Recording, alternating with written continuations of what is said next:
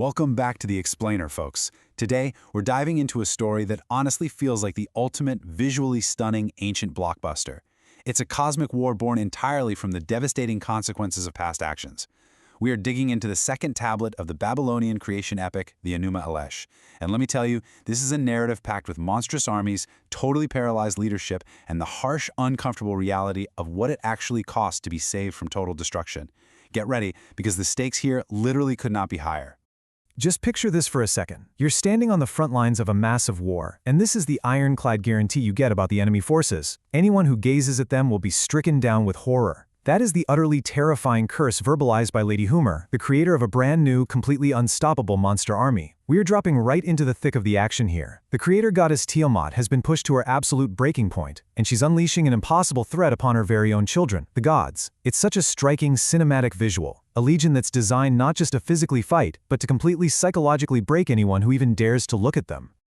All right, let's jump right into Act 1. Tiamat prepares for war. So, the inciting incident for this entire conflict actually stems from a prior assassination.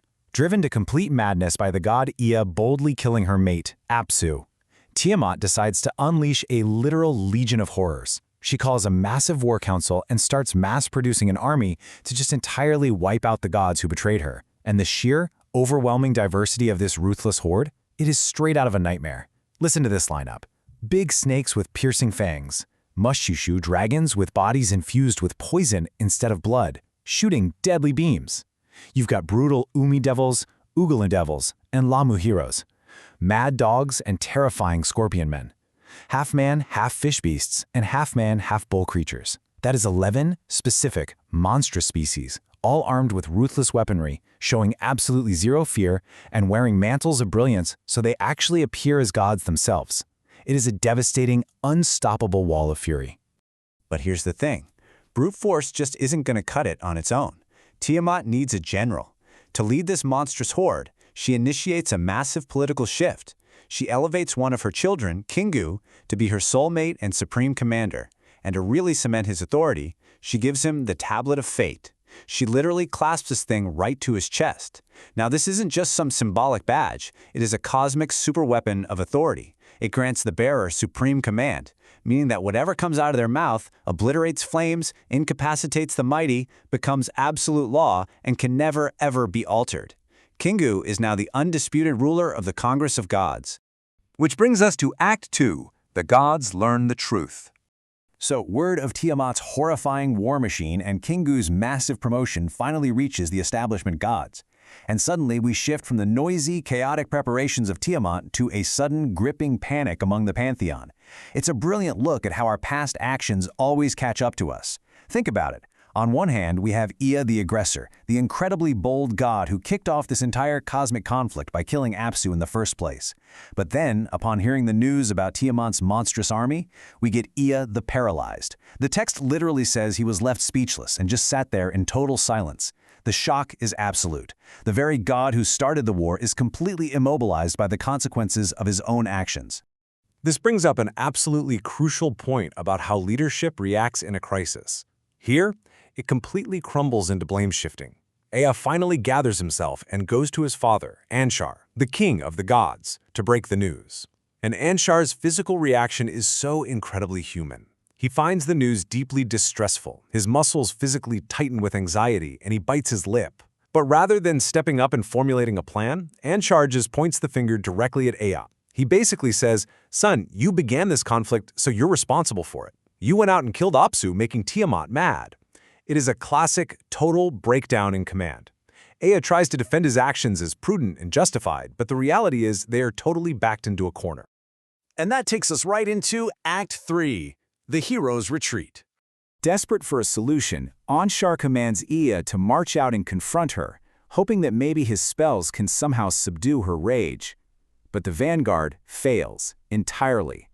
First, Ea marches out, super determined, veering neither right nor left. But the second he assesses Tiamat's battle lines, he realizes his magic is just completely inferior to hers. The sheer, overwhelming noise of her forces strikes him with absolute terror, and he retreats in pure defeat. Next up, Anshar anxiously sends his son Anu. Now Anu is specifically noted in the text for his formidable power and his unbearable charge. But history just repeats itself.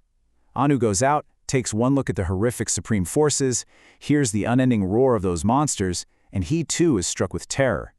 He turns right back around, telling Anshar that her ways are way too potent, and concludes that no man could possibly stand against her. Talk about hitting rock bottom. This is the ultimate cinematic low point of the entire narrative. The two greatest champions have literally fled in terror. Enlishar is so totally defeated, he can't even find words. He just casts his eyes to the floor and actually grinds his teeth in despair. The text paints such a bleak picture here. All the Agigi and Anaki gods gather together, and for a long time they just sit there, lips completely zipped, absolute, hopeless silence. And when they finally do speak, it's just this whisper of total defeat. Will not any god step forward, or is our fate predetermined? They are essentially just sitting around waiting for the end of the world. But wait, here comes Act 4. Marduk, the champion, emerges. Right in the middle of this suffocating despair, Ea is secretly cooking up a plan. From his secluded abode, he calls upon his son, the fearless Marduk, the formidable heir who is truly destined to strike into the fray. Marduk boldly approaches Anshar, and let me tell you, the shift in energy is immediate. Where Anu and Ea brought back nothing but tales of terror, Marduk brings pure, unadulterated confidence. Anshar asks what sort of man would willingly go into this meat grinder of a war, warning him of Tiamat's insane power. But Marduk, he doesn't even flinch. He confidently declares, "O father, be glad and of good cheer, for soon your foot will be resting upon the very neck of Tiamat." He isn't just offering to fight, he's promising a total, humiliating victory. Anshar's heart just fills with glee. He kisses Marduk on the lips and immediately commands him to ride the storm clouds into battle. And finally, we arrive at Act 5, the price of victory. Now, here is where we get a really harsh political reality check. Saviors? They rarely ever offer their services for free. Before Marduk leaves to fight these unkillable monsters, he stops his grandfather Anshar and lays out his one ultimate condition. He tells the ruler of the gods to assemble a commission and proclaim a brand new, singular destiny. He literally says, "For my own words, rather than yours, will determine destiny." Marduk demands that whatever he accomplishes can never be undone, and the verdict that issues from his lips must never be rescinded. You see, he doesn't just want to be a general. To ride those storm clouds and save the universe, Marduk demands that he must become the absolute supreme ruler. His word must become the unbreakable law. Which leaves us with this final, incredibly provocative thought. The gods were completely paralyzed with fear, facing total annihilation from Tiamat and Kingu, who, remember, held the Tablet of Fate and demanded absolute authority. Yes, they absolutely found their champion to survive Tiamat's wrath in Marduk, but by granting him the power to permanently determine destiny with a single word that can never, ever be overturned, did they just trade one dictator for another?